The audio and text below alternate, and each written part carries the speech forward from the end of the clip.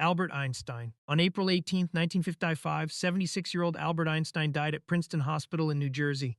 His aortic aneurysm had ruptured, causing severe internal bleeding. Surgeons told him an operation could save his life. Einstein refused. His exact words were, "I want to go when I want. It is tasteless to prolong life artificially. I have done my share. It is time to go." He died the following morning. But the story doesn't end there. A pathologist named Thomas Harvey performed the autopsy. Without permission from Einstein's family, Harvey removed Einstein's brain, put it in a jar, and took it home. He kept it hidden for over 40 years, in his basement, in a cider box, and eventually in a granola cookie jar. The family never authorized it. Einstein had specifically requested cremation. The most famous brain in human history spent 40 years in a cookie jar in Kansas because one doctor couldn't let go. Isaac Newton. On March 20th, 1727, 84-year-old Isaac Newton died in his sleep in London. He had discovered gravity, invented calculus, and explained the laws of motion that govern the entire physical universe. He died wealthy and celebrated, which sounds like a happy ending. It wasn't. Newton spent the last 30 years of his life secretly obsessed with alchemy, attempting to turn base metals into gold. He ran experiments continuously, heating and inhaling toxic mercury vapors for decades. After his death, analysis of his hair revealed mercury levels 40 times higher than normal. The man who understood the universe better than anyone alive had been slowly poisoning his own mind with mercury for decades. His famous mental breakdown in 1693, the episode where he sent deranged letters to friends accusing them of betrayal, was almost certainly mercury, poisoning destroying his brain. The father of modern science spent his final years chasing a medieval fantasy that was quietly killing him. Nikola Tesla. On January 7, 1940, 86-year-old Nikola Tesla was found dead in room 3327 of the New Yorker Hotel alone. Tesla had invented alternating current, the radio, and the foundations of modern wireless technology. He died in poverty, having signed away most of his patents decades earlier. His room contained an injured pigeon he had been caring for, and almost no other possessions. Within hours of his death, government agents entered the room and seized all his papers and research. The man who lit the modern world died broke, alone, and immediately robbed by the country he had powered. Galileo Galilei. On January 8, 1642, 77-year-old Galileo Galilei died at his villa in Arcatri near Florence, Italy. He died of fever and heart failure, but the cause of death is almost irrelevant compared to the circumstances that surrounded it. Galileo had proven that the earth revolved around the sun. The Roman Catholic Church called it heresy. In 1633, the Inquisition put him on trial. He was found guilty. He was forced to publicly renounce everything he knew to be true about the solar system, on his knees, in front of the court. The sentence was life imprisonment, later commuted to permanent house arrest. For the final 9 years of his life, Galileo was confined to his villa. He went completely blind in 1638. He spent his last 4 years unable to see, unable to leave, and forbidden from publishing. The man who had seen further into the cosmos than any human before him died blind, imprisoned, and officially declared wrong by the most powerful institution in the world. The church didn't formally admit he was right until 1992. That is 350 years later. On July 4, 1934, 66-year-old Marie Curie died in a sanatorium in Passy, France. The woman who discovered 2 elements, won 2 Nobel Prizes, and built the foundation of modern nuclear science was killed by her own greatest achievement. Decades of handling radioactive materials without protection had saturated her bone marrow with radiation. Her body could no longer produce healthy blood cells. She died of aplastic anemia, her immune system destroyed from the inside. Her personal notebooks are still so radioactive today that they are stored in lead-lined boxes in Paris. To read them, you must sign a legal waiver accepting the health risk. The tools of her greatest discoveries became the weapon that killed her. Alan Turing. On June 8, 1954, 41-year-old Alan Turing was found dead in his home in Wilmslow, England. A half-eaten apple sat on his bedside table. The cause of death was cyanide poisoning. Turing had invented the concept of the modern computer in 1936. During World War II, he built the machine that cracked Nazi Germany's Enigma encryption. Historians estimate his work shortened the war by 2 years and saved over 14 million lives. After the war in 1952, Turing reported a burglary at his home. Police discovered during the investigation that he was in a relationship with a man. Homosexuality was a criminal offense in England. He was convicted of gross indecency and given a choice, prison or chemical castration. He chose the injections. For a year, the British government administered synthetic estrogen to the man who had saved the country. His security clearance was revoked. The government that had used his genius to survive the war now considered him a national security risk. 2 years later, he was dead at 41. In 2013, Queen Elizabeth II granted him a royal pardon.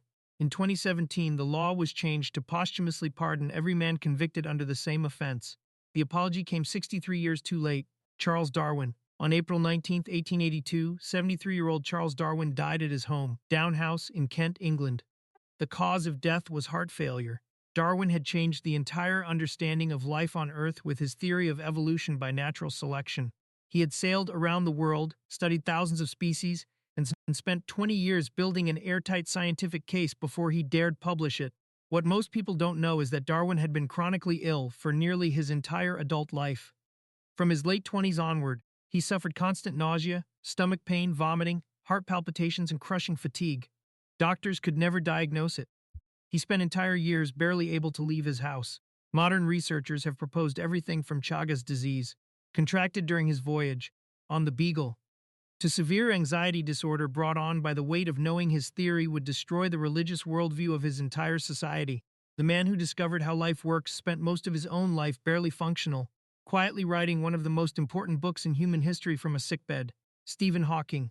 On March 14, 2018, 76-year-old Stephen Hawking died peacefully at his home in Cambridge, England. He had lived with ALS, amyotrophic lateral sclerosis, for 55 years. When he was diagnosed at 21, doctors gave him 2 years to live. He outlived that prediction by more than half a century. ALS destroys motor neurons one by one. It takes movement, then speech, then breath. By his 30s, Hawking could no longer walk. By his 40s, he had lost his voice entirely. A cheek muscle twitching against a sensor was the only way he communicated with the world for the last decades of his life, one word at a time. During those years, he wrote best-selling books, appeared on television, gave lectures, and produced cosmological theories about black holes and the origin of the universe that reshaped physics. He worked at a rate most healthy scientists never match. His body had been taken from him piece by piece over 5 decades. His mind never stopped. Stephen Hawking died 55 years after doctors said he had 2 years left, having spent that half-century mapping the edges of the universe from a wheelchair. The disease took everything except the part that mattered. Antoine Lavoisier. On May 8, 1794, 50-year-old Antoine Lavoisier was guillotined in Paris, France. Lavoisier was the father of modern chemistry.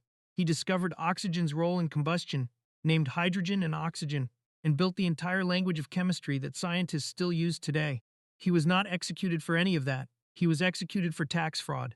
The revolutionary judge's response to his scientific achievements was, "The Republic has no need of scientists or chemists." He was convicted in less than a day. His colleague mathematician Joseph Lagrange said the morning after, "It took them only an instant to cut off that head, but France may not produce another like it in a century." The man who built modern chemistry was killed by a government that didn't need him. Henry Moseley. On August 10, 1915, 27-year-old Henry Moseley was shot through the head by a sniper in Gallipoli, Turkey. In just 4 years of research, Moseley had completely rebuilt the periodic table. He proved that atomic number, not atomic weight, was what truly defined every element. He identified the missing elements and corrected the entire order.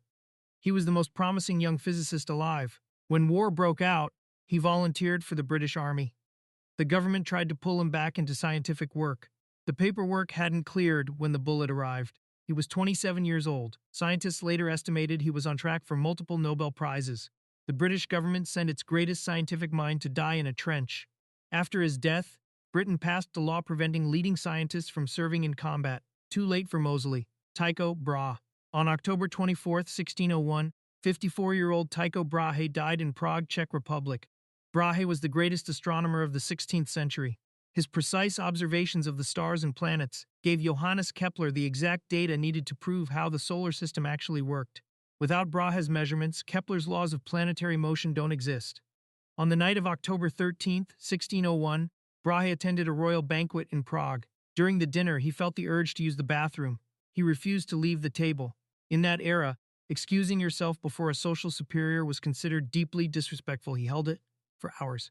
By the time he got home, he could no longer urinate at all. His bladder had been severely damaged. He suffered in agony for 11 days. He died from a burst bladder because he was too polite to leave a dinner table. The man whose astronomical data changed our understanding of the universe was killed by etiquette. Giordano Bruno. On February 17, 1600, 52-year-old Giordano Bruno was burned alive in the Campo de' Fiori in Rome. Bruno was an Italian philosopher and astronomer who proposed that the stars were distant suns, that the universe was infinite, and that other worlds likely existed beyond Earth. He was right about all of it. The Roman Inquisition arrested him in 1592 and held him in prison for 8 years, trying to get him to recant. He refused every time. On the morning of his execution, as he was tied to the stake, a crucifix was held up to his face as a final offer of mercy. He turned his head away in contempt. The fire was lit. Giordano Bruno was burned alive for saying the universe was bigger than the church believed. 400 years later, a statue of him stands in the exact spot where they killed him, staring directly toward the Vatican. Carl Wilhelm Scheele. On May 21, 1786, 43-year-old Carl Wilhelm Scheele died in Köping, Sweden. Scheele was one of the most brilliant chemists who ever lived. He discovered oxygen before Joseph Priestley, who got the credit. He also discovered chlorine, manganese, barium, and several organic acids. He discovered more elements and compounds than almost any scientist of his era. He had one catastrophic habit. He tasted everything he worked with. Every new chemical he discovered, he would smell and taste directly to study its properties. Those chemicals included hydrogen cyanide, mercury compounds, arsenic, and hydrofluoric acid. He did this his entire career. By his early 40s, his body was completely destroyed. He died of heavy metal poisoning at 43. The man who discovered more chemical elements than almost anyone in history was slowly poisoned to death by his own curiosity, one taste at a time.